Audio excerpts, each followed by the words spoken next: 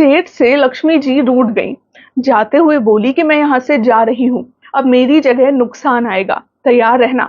जाते हुए मुझसे कुछ मांगना चाहते हो तो बोलो। सेठ बहुत समझदार था, बड़ी विनम्रता से बोला कि नुकसान आ रहा है माँ, आने दीजिए। बस जाते हुए मुझे ये वरदान दे जाइए कि मेरे परिवार में सब आपस में बहुत प्रेम से रहें। लक्ष्मी जी मुस्कुराई और तथास्तु कहा और वहां से चली गई। उस सेठ की 4 बहुएं थीं। कुछ दिनों बाद सबसे छोटी बहू खिचड़ी बना रही थी। उसने खिचड़ी में नमक डाला और अपने काम में व्यस्त हो गई। तभी दूसरी बहू आई, उसने खिचड़ी को चखा नहीं और उसमें नमक डाला और वो भी अपने काम में व्यस्त हो गई। ऐसे एक एक करके सभी बहुओं ने ऐसा ही किया। रात को सबसे पहले सेठ खाना खाने बैठा। जैसे ही उसने खिचड़ी का एक चम्मच लिया, उसे महसूस हो गया कि इसमें बहुत ज्यादा नमक है और उसे तुरंत समझ में आ गया कि नुकसान आ चुका है। उसने किसी से कुछ नहीं कहा, चुपचाप खिचड़ी खाई और चला गया। उसके बाद खाना खाने की बारी आई बड़े बेटे की।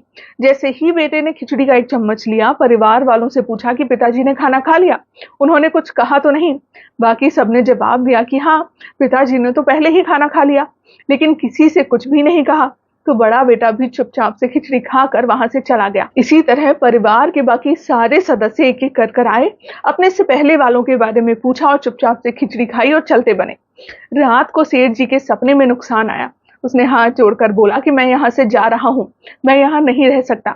तो सेठ जी ने पूछा कि क्यों, क्या हुआ? नुकसान ने कहा कि तुम सबने मिलकर 1 किलो नमक खा लिया, कोई किसी पर चिल्लाया भी नहीं, गुस्सा भी नहीं किया, सब शांत भी रहे। जिस परिवार में इतनी सुख शांति, आपस में इतना प्रेम हो, मैं वहां नहीं रह सकता।